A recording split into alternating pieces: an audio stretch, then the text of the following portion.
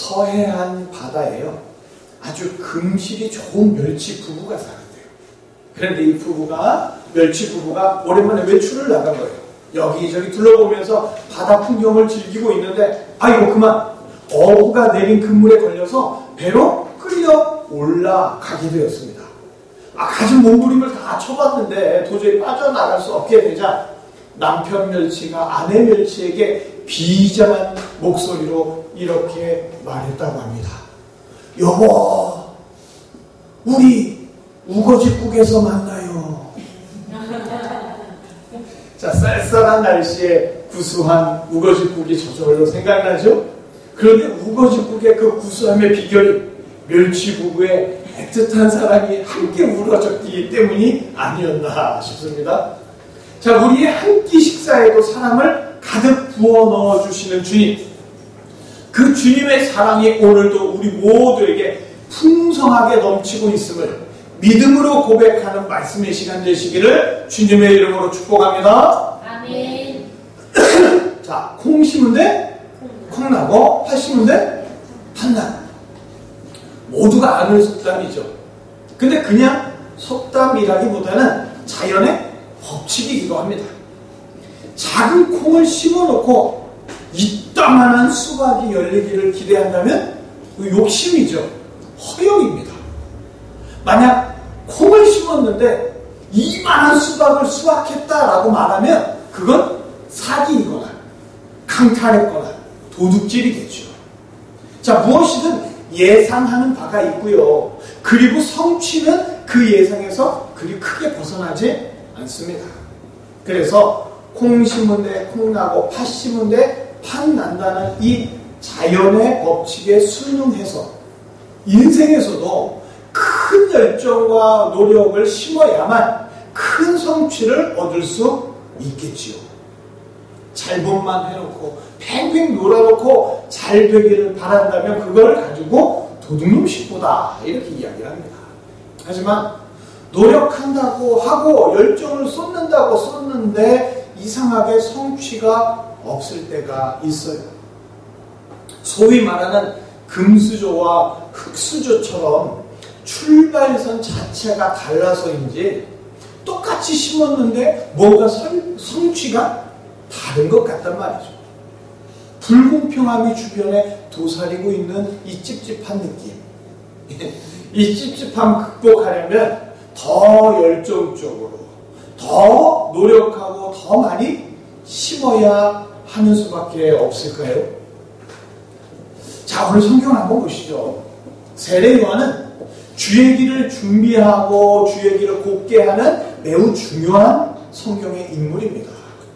그런데 세례 요한을 살펴보면 거룩한 성전 예루살렘에서 자라고 교육받은 게 아닌, 세례 요한은 광야에서 간신히 연명하는 노숙자 같은 느낌이에요. 일단 옷차림부터가 산적도 아니고 사시사철 낙타토롯이에요. 그리고 주식이 메뚜기와 석청입니다. 자, 메뚜기 석청 좋을 것 같으죠? 메뚜기 잡아먹으려면 뛰어다녀야 되고, 석청 먹으려면 벌할 때 쏘여야 되고, 그것도 맨날 입는 게 아니고, 고상한 옷차림이 아니고 안정된 식사가 아닙니다. 게다가 갑자기 요단강에 나타나서 이전에 없던 행위, 세례라는 걸 베풀어요. 세례 요한의 세례는 죄를 씻는다는 의미였어요.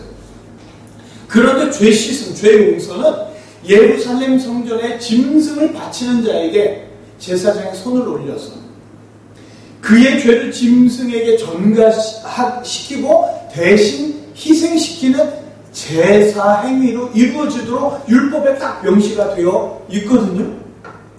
정리하자면 세례 요한의 세례는 갑자기 광야의 노숙자가 성전이 아니라 요단강에서 율법을 무시하는 행위로 사람을 현혹시키고 있는 심각한 문제일 수 있다는 겁니다. 비싼 짐승을 제사장들에게 바치지 않고서도 제사를 드린 것처럼 죄 용서를 받을 수 있다더라 하는 소문에 사람들이 요단강을 찾아서 세례 요한에게 줄을 섰습니다. 일종의 틈새 시장 개척으로 좋게 봐줄 수 있을까요? 아니요, 이거는 율법을 어긴 아주 치사한 행위예요. 게다가 이사야에서 예언한 광야에 외치는 자의 소리, 주의 길을 예비하는 자가, 아니 겉모습도 산적 같아, 먹는 것도 이상해, 게다가 하는 말까지 아주 거칩니다. 정말 세례 요한이 주의 길을 준비하는 자이며 메시아가 오실 길을 곧게 하는 자로 그렇게 보이십니까? 아무리 봐도 초라한 광야에 있는 세례 요한은 자격 미달 같아요. 세상에 나오기 전에 하나님께서 능력으로 뭔가 자격을 갖춰 주셨어야 합니다. 그런데 이게 뭐예요? 세례 요한의 결말은 왠지 좋을 것 같지가 않아요. 도대체 이런 자에게서 무엇이 성취될 수 있을까? 왜 이런 자가 성경에서 예수님의 시작을 차지하고 있는 걸까? 자, 태초에 하나님은 인간을 창조하시고요, 그 코에 생기를 하나님의 영을 부어주셨습니다. 초라한 진흙에 불과한 한낱 피조물이었지만 인간은 순식간에 하나님의 자녀가 되었어요. 초라한 진흙이 놀라운 하나님의 성취로 인하여서 자녀로 거듭난 사건, 그게 바로 창조의 사건이었습니다. 그래서 처음 인간은 하나님의 자녀로서 피조세계를 다 다스리면서 황홀한 삶을 살 수 있었습니다. 하지만 인간은요, 심은 대로 거둔다는 자연의 법칙을 기반으로 인간의 생각과 인간의 예상을 하나님의 법칙보다 더 중요하게 여기기 시작합니다. 초라한 피조물이 아니라 조물주의 위치에 올라서 원하는 성취를 얻고 싶어서 인간은 하나님을 떠났어요. 타락한 인간은 진흙이었지만 하나님의 자녀가 된 것, 그걸 완전히 잊어버리고 노력하면 노력한 만큼 신의 자리까지라도 차지할 수 있다는 착각 속에 남의 희생을 갈아 넣어서라도 자신의 화려한 성취를 이루고 싶어 합니다. 그러나 타락한 인간은 심은 것이라고는 죄밖에 없어요. 결국은 사망의 결과를 두고 지옥에 갈 수밖에 없는 존재입니다. 태어나면서부터 다가오는 죽음에 대하여 두려워할 수밖에 없는 존재, 그게 타락한 인간의 실존인 거죠.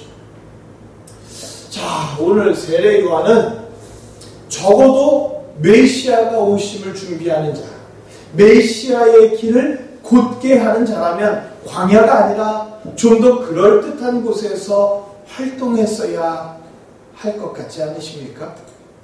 그러나 하나님은 세례 요한이 제사장이 되지 못하게 하셨어요. 예루살렘으로 들어오지 못하게 하셨어요. 원래 세례 요한의 아버지 사가랴는 제사장이었습니다. 제사장직은 세습이 되는 거예요. 그렇기 때문에 세례 요한도 예루살렘에서 제사장이 될 수 있었던 자입니다. 그러나 하나님은 사가랴의 노년에 세례 요한을 낳게 하시고, 그렇게 세례 요한은 일찍 아버지를 여의고 어린 나이에 제사장이 될 수가 없어서 친척들에게 그 제사장직을 뺏기고 광야로 쫓겨나다시피 했습니다. 그리고 척박한 광야에서 초라한 노숙자처럼 1년 내내 낙타 털옷을 입고 메뚜기와 석청으로 하루하루 간신히 배고프게 연명하게 하셨습니다. 그러나 그렇게 보잘것 없어야 광야에서 울부짖어야 주님을 만날 수 있고 오실 메시아의 길을 준비하고 곧게 하는 자로서 광야에 외치는 소리로서 사역할 수 있었기 때문에 하나님은 세례 요한을 타락한 예루살렘이 아니라 광야로 내모르셨습니다. 세례 요한은 회개하라, 천국이 가까이 왔다라고 외치죠. 세례 요한이 베푼 세례는 자신의 죄를 회개시키고 죄인이라고 고백하게 해서 구원자가 예수님이라는 것을 알게 해주는 세례였습니다. 그러기 위해서 세례 요한은 먼저 자기 죄가 얼마나 큰지 회개해야 했고 예수님 곧 메시아를 찾고 구하고 부르짖어야 했습니다. 왕궁에서는 이렇게 할 수 없어요. 등 따숩고 배부르면 간절히 하나님을 찾을 수가 없습니다. 잘 살고 있으면 지가 잘해서 잘 먹고 잘 사는 줄 알 텐데 더 이상 바라는 게 없이 잘 살고 있으면 어떻게 메시아를 기다리면서 회개하라고 외칠 수 있겠습니까? 초라한 광야에 있었지만 하나님은 세례 요한에게 인간이 생각하지 못한 놀라운 성취를 이루시려고 역사하고 계셨습니다. 아멘. 그리고 세례 요한이 광야에서 회개하라 외치며 요단강에서 세례를 베풀 때 하나님은 수많은 이들을 세례 요한에게 보내셨어. 많은 이들이 회개하며 예수님을 만날 수 있도록 말 그대로 주의 길을 준비하며 놀라운 성취를 이루는 마지막 선지자가 되게 하신 줄 믿습니다. 아멘. 예수님은요 초라한 인간의 모습으로 이 땅에 오셨지만 그분은 전능하신 하나님의 본체로서 인간들이 가까이만 있어도 그 인간들이 존귀하게 되고 큰 자가 되고 그렇게 만들어 주실 수 있는 전능한 신성으로 가득한 분이십니다.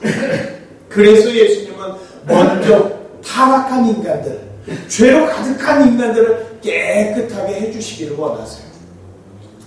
그 여자분들 설거지할 때 기름진 음식을 담은 그 그릇을 씻을 때 보면 전용 세제가 아니면 아무리 물을 부어도 미끈거리는 그 기름 없어지지 않잖아요.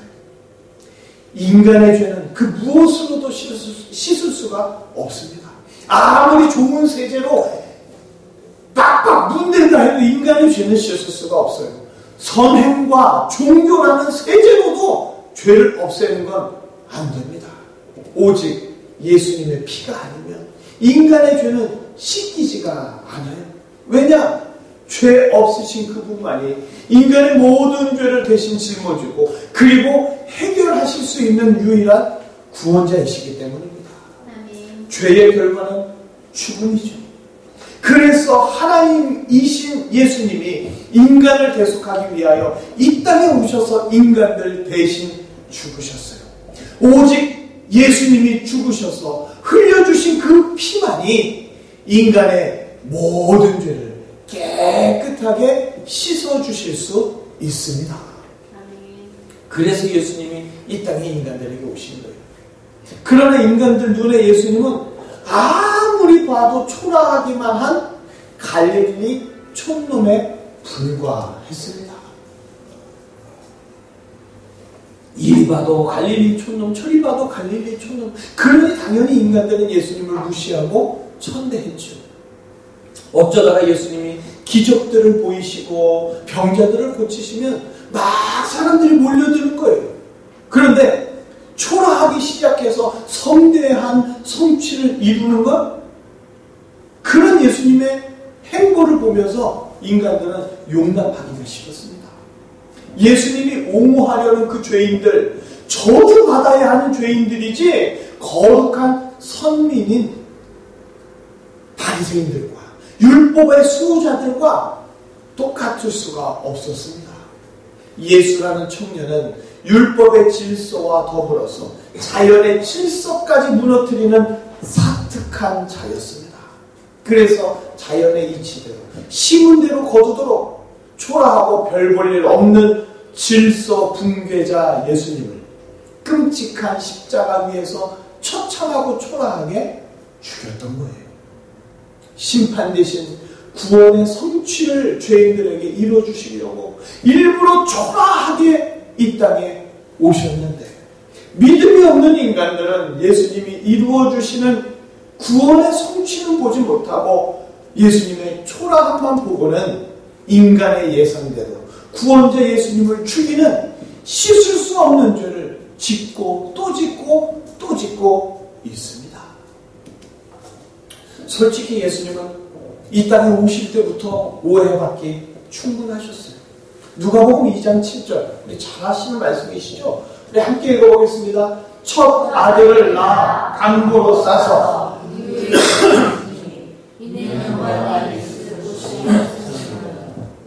이 땅에 오실 때부터도 아기 예수님은 마구간에 말구유에 누이셨습니다. 왜 그러셨을까? 설마 심은 대로 거둔다는 자연의 법칙도 모르셨을까? 뭔가 큰 성취를 이루려면 박혁거새처럼 신비한 알에서 태어나든지 석가모니처럼 날개라도 달려있든지 그러셔야 되는 거 아니냐는 거죠. 그러나 예수님은 처음부터 숙소도 없이 짐승의 밥통 위에 초라하게 누이셨습니다. 하지만 자연의 법칙도 누가 만든 겁니까? 예수님을 만드신 거죠. 죄를 심었으니까 반드시 사망의 형벌, 영원한 심판을 받아야 할 불쌍한 존재가 인간이에요. 그런 진리도 모른 채 죽어가는 인간들에게 구원자가 오실 테니 자기 죄를 자복하고 죄인이라고 회개하면서 세례 요한을 통해 외치게 그렇게 하셨고, 죄인들의 모든 죄를 깨끗이 씻어주시려고 전능하신 하나님이 친히 이 땅에 성육신 하셨죠.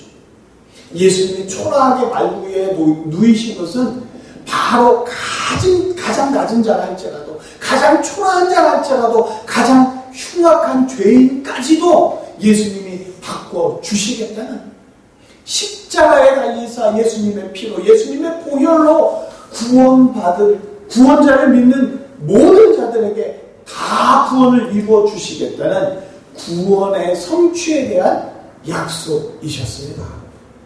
예수님이 만약 왕궁에서 태어나셨다? 그랬으면 너무나도 끔찍한 일이 될 뻔했습니다. 왜냐하면 왕족 아니면 찾아갈 수가 없는 분이니까요. 초라한 세례 요한을 보고, 초라한 예수님을 보고, 콩 심은 데 콩 나고 팥 심은 데 팥 난다고 인간의 예상으로 한숨을 쉰다면 그건 믿음의 행동이 아닙니다. 초라한 마구간에 오시고 십자가에 달려 초라하게 죽으셨지만 무능력하게만 보이는 예수님의 죽음으로, 비참하게만 보이는 예수님의 피로 죄로 가득한 인간들에게 구원을 이루어 주시는 하나님의 성취, 그것을 아는 것이 바로 믿음입니다.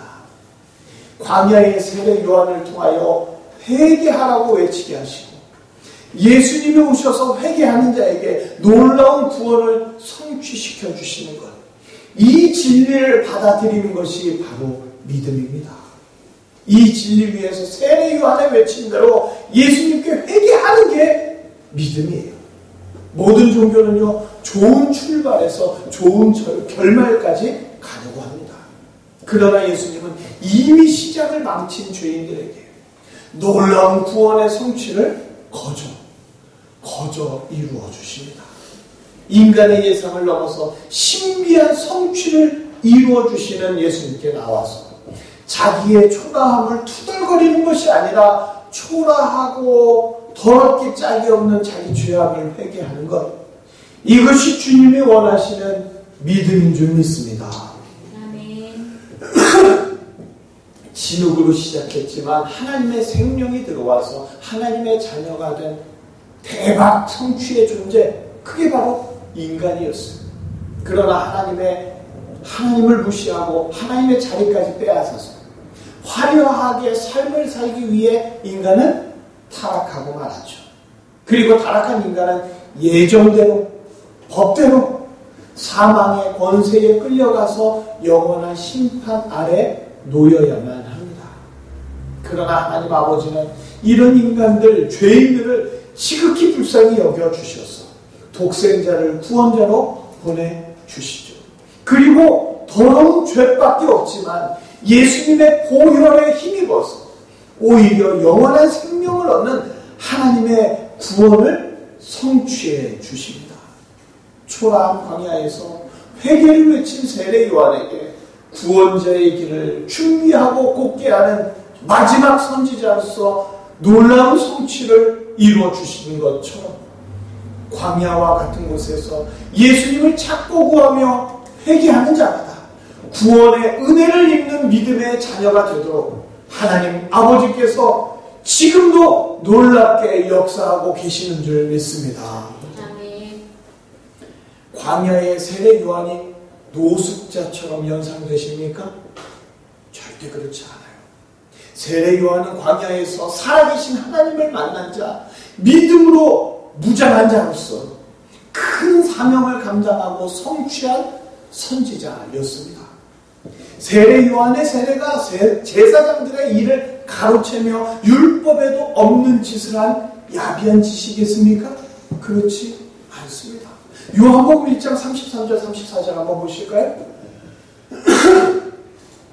함께 읽겠습니다. 나도 그를 알지 못하였으나 나를 보내어 물로 세례를 베풀라 하신 그가 나에게 베푸시되 성령이 내려서 누구 위에든지 머무는 것을 보거든 그가 곧 성령으로 세례를 베푸는 이인 줄 알라 하셨기에 내가 보고 그가 하나님의 아들이심을 증언하였노라 하니라. 아멘. 나를 보내어 세례를 베풀라 하신 그이가, 세례 요한은요 스스로 세례를 준 게 아니라 돈벌이를 위해서 세례를 준 게 아니라 광야에서 하나님이 명령하셨고요, 세례 요한은 믿음으로 순종했습니다. 즉 세례 요한의 세례는 율법과 동일한 권위의 하나님의 명령이었고 세례 요한은 하나님의 명령에 믿음대로 행한 자였습니다. 무엇보다 세례 요한의 세례는 회개의 세례였습니다. 회개가 뭐냐? 신부를 단장시키는 겁니다. 회개하는 자가 예수님을 구원자라고 고백해야 예수님께 나아가서 예수님을 만날 수 있는 겁니다. 그리고 세례 요한은 물로 세례를 베풀지만 예수님은 성령과 불로 세례를 주신다고 약속하셨어요. 성령과 불, 곧 예수님 자신의 모든 살을 찢고 모든 피를 흘리심으로 예수님 자신을 다 주어서 더러운 죄를 다 씻어주시고 예수님의 의로 덮어주신다는 그 세례를 약속하셨습니다. 이런 구원자 예수님의 길을 물로 세례를 주어 회개하게 함으로 준비하고 곧게 한 선지자, 그가 바로 세례 요한이었습니다. 그가 어찌 초라할 수 있겠습니까? 하나님의 놀라운 성취이신 예수님을 감격으로 선포한 오리라한 엘리야로서 세례 요한은 결코 초라하지 않고 가장 큰 자로서 가장 위대한 선지자로서 지금도 기억되고 있는 줄 믿습니다. 아멘. 콩 심은데 콩 나고 팥 심은데 팥 난다. 이 자연의 법칙은 벗어날 수가 없지요.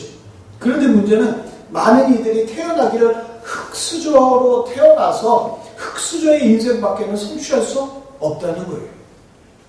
그러면 금수저를 그냥 부러워할 수밖에 없느냐? 아니에요. 모든 인간은요 흙수저입니다. 아니 죄수저라고 해야 될까요? 죽음에서 벗어날 수 없는 죄악의 수저를 물고 태어났습니다. 요즘에 환생, 회귀, 전생 등등 죽음을 부정하고 싶은 인간들의 심리가 반영된 영화나 소설, 드라마가 아주 인기예요. 그러나 모든 인간은 죄가 있기 때문에 죽음의 형벌을 그 아무도 피할 수가 없습니다. 하지만 예수님을 믿는 자, 믿음으로 자신의 죄를 예수님께 회개하는 자는 그 결말이 완전히 바뀌게 될 줄 믿습니다. 죄를 심었을 뿐인데 살아가면서 남긴 건 죄밖에 없는데 하나님께서 예수님의 공로로 구원의 성취를 이루어 주십니다. 흙수저든 죄수저든 예수님을 믿는 자는 구원을 성취하고 천국의 시민이 되는 인생 대박을 이루게 됩니다. 다른 길은 없어요. 오직 예수님을 믿음으로만 인간의 예상을 아득히 뛰어넘는 죄인을 향한 구원이 성취되는 줄 믿습니다. 아멘.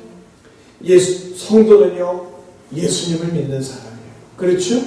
그렇다면 성도가 세상 사람들과 뭐가 다를까요? 생김새가 다를까요? 품성이 다를까요? 가만 보면 교회 다니는 사람의 성질도 더러워. 그 중에서도 목사가 제일 더러워. 생김새나 품성이나 세상 사람들과 성도는 전혀 다를 게 없습니다. 성도도 똑같이 인생에서 심은 것이라고는 더러운 죄악밖에 없어요. 그러면 반드시 사망의 형벌을 받아야 합니다. 그런데 성도는 예수님께서 모든 죄를 씻어 주셔서 더러운 죄악을 가져가시고 초라할 수밖에 없는 성도에게 구원의 성취를 이루어 주십니다. 그러므로 성도는 잘나서가 아니라 세상 사람들과 달라서가 아니라 오직 예수님을 믿기 때문에 더 이상 성공하고 싶어도 성공할 수 없는 기가 막힌 복을 누리게 됩니다. 세례 요한처럼 광야에 있든지 어떤 초라한 인생에 있든지 세상에서 가장 큰 자로 구원자 예수님의 힘으로 상상도 못할 성취를 하나님 아버지께서 놀랍게 이루어 주시는 자, 그가 바로 예수님의 성도인 줄 믿습니다. 혹시 세례 요한과 같이 초라한 광야에 있다고 한탄하고 한숨 쉬시겠습니까? 그런데 우리가 잘 알아야 돼요. 예수님은 일부러 광야로 인도하실 때가 있습니다. 왜 광야로 인도하시느냐? 예수님을 믿어야 하기 때문입니다. 초라하고 괴로운 곳에서 몸부림치며 부르짖다가 세례 요한처럼 예수님을 만날 수 있도록 광야로 인도해 주십니다. 헤롯처럼 왕이 되어서 편안한 왕궁에 거하는 금수저이시기를 원하십니까? 아니면 흙수저 세례 요한처럼 광야에 있기를 원하십니까? 잘 하셔야 돼요. 헤롯 같은 자는 애초에 광야에 부르시지도 않습니다. 우리는 두 번째, 광야를 정답으로 말할 수 있어야 합니다. 예수님은 우리를 광야에서 끝나는 초라한 인생으로 방치해 놓지 않으세요. 반드시 회개한 자를, 예수님을 믿는 자를 예수님의 신부로 맞이해 주셔서 영원한 혼인잔치를 누리게 해 주십니다. 유대교는요, 메시아의 오심을 착각했어요. 초라한 초림의 예수님은 외면하고 거부하면서 화려한 재림의 예수님만 맞이하려고 했습니다. 그리고 초림의 예수님을 십자가에서 죽여버렸죠. 아직도 많은 이들이 착각합니다. 예수님이 화려한 왕궁에 오셔서 내 인생을 왕궁으로 초대해 주기를 바랍니다. 그러나 예수님은 초라한 마구간에 오셨습니다. 세례 요한을 광야로 부르시듯 사랑하는 믿음의 성도들을 초라한 광야로 불러주십니다. 그러나 초라한 인생으로 끝나지 아니하고 이 세상에서도 그리고 저 천국에서도 예수님의 신부로서 가장 행복한 삶을 살 수 있도록 우리에게 행복한 삶을 이루어 주십니다. 예수님의 성육신은 인류 구원에 너무나도 중요한 사건이고 하나님의 놀라운 사랑입니다. 예수님이 이 땅에 오신 것 그 자체로 우리는 기뻐 뛰어야 하는 거예요. 초라한 마구간은 겨우 예수님이 겸손하셨다 이런 거 말하려는 것이 아닙니다. 초라한 죄인에게 구원의 성취를 이루어 주시는 은혜의 증거입니다. 이제 우리에게 초라한 광야, 인생의 광야는 회개할 수 있는 곳, 예수님을 만날 수 있는 은혜의 장소입니다. 예수님 없이 살 수 있다고 끊임없이 속삭이는 마약과 같은 마귀의 환각에 속으면 안 돼요. 세례 요한은요, 광야를 무척이나 좋아했습니다. 왜? 그곳에 가면 주님을 만날 수 있으니까. 주님의 음성을 들을 수 있으니까. 그리고 광야에서 그는 원하던 대로 메시아를 만났고 이분이 하나님의 아들이라고 증거했습니다.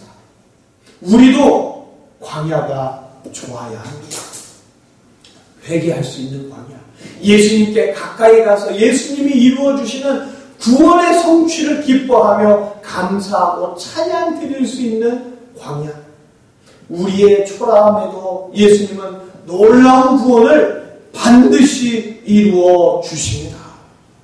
인간의 예산도 자연의 법칙도 아득히 넘어서는 하나님의 성취는 우리의 수많은 죄에도 불구하고 구원자 예수님을 통하여 지금도 이루어지고 있는 줄 믿습니다. 이제 우리는요, 세례 요한이 외치는 것처럼 회개하는 자가 되어야 합니다. 기도는요, 회개가 메인이에요, 메인. 그런데 이 시대 기도는 뭔가 비뚤어져 있어요.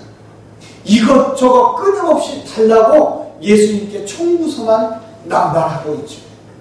세례 요한이 광야에서 기도했던 것처럼, 세례 요한이 백성들을 향하여 외쳤던 것처럼 예수님의 신부로 단장하는 회개의 기도가 우리의 주된 기도여야 합니다. 예수님을 더 깊이 알지 못한 죄, 예수님을 더 사랑하지 못한 죄, 예수님께 가까이 가는 유일한 길은 내가 죄인이라고 시인하면서 예수님만이 나의 구원자시라고 고백하는 길입니다.